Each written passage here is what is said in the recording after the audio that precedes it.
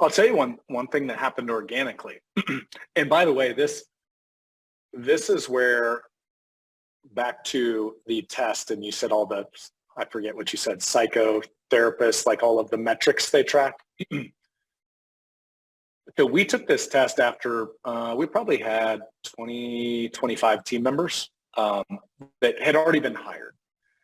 What is like eerie is how the numbers sorted out based on the positions they were in inside of Triad. So Enneagram 2s, the helper, were both Sean and I's executive assistants for Enneagram 2s, Yes. a very much like servant leadership sort of role. So, and as a reminder, an Enneagram, like the way I kind of phrase it is it recharges their battery when they help others. Would you say that's a decent way of just like high level? Sure. Yeah, sure. So it's like, once again, like you can't make this stuff up. It tells me there's a lot of truth in this test.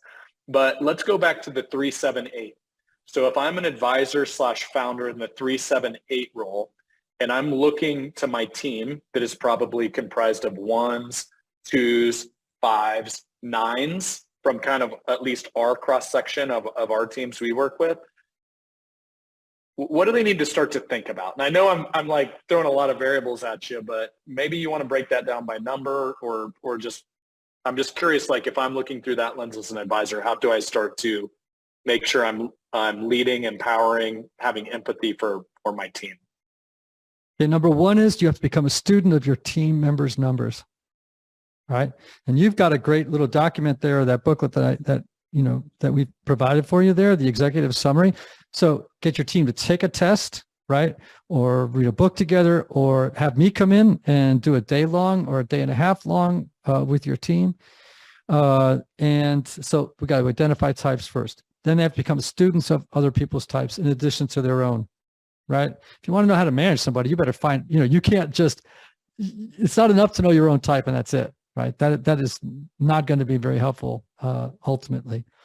And you're talking about 1s, 2s, 5s, and 9s. It's hard for me to do this entirely because 3, 7s, and 8s are all going to have a different set of challenges with 1s, 2s, 5s. Whether you're a 3, 7, or 8, first of all, let's just talk about that threesome first. There are three, in addition, there's 3 triads in here, right? One is 3, 7, and 8. Another one is 1, 2, and 6. And the other one is 4, 5, and 9. So I'm going to give you very fast on this. They're called stances. Okay. 3, 7s, and 8s are in what's called the assertive stance. That means, Brad, when you see something that you want or that you need, you will go and ask for it or take it. You don't sit back, it's like you're a go-getter, okay? Just think of it that way.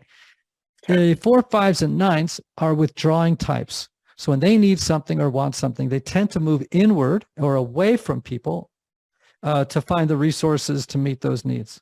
If you're a 1, 2, or 6, you're going to move with what we call, you're going to move toward people to get those needs met, right? You are aggressive types. That doesn't mean bad aggressive. It just means you're very proactive, assertive, often very socially confident. You're going to go get it. Other types are not that way. So we have to, first of all, a little bit of self-awareness, realizing, oh, I'm moving toward, moving against. But now, so you have to keep that in mind, that the other numbers that I'm about to talk about are not numbers that are assertive. 1, 2, 5, and 9, not assertive types, right? You are. So you have to manage your energy with those people, lest you become overwhelming to them with all that moving against energy, right? Ones, what 3, 7s, and 8s need to just remember about 1s is they don't cut corners. And sometimes in business, it's like, I don't care. I don't need the details. Just do that. You know what I mean? That's going to drive a 1 crazy. Like a 1 is going to be like, there are protocols, there are guidelines that things have to be done like this, things have to be done like that. I don't like it when things are unpredictable or when you change things midstream. I don't like it when you improvise in the moment about how something's going to get done. Which, by the way, 3, 7s, and 8s tend to gravitate towards, right? Yes, particularly 7s and 8. Yeah, especially 7s and 8s. 3s could be a little bit more measured than a 7 and an 8, but yeah. With 2s. So real life example before we get off the 1. Great. And I'm looking at the pet peeves. You said it. So kind of like to your point on being put on the spot.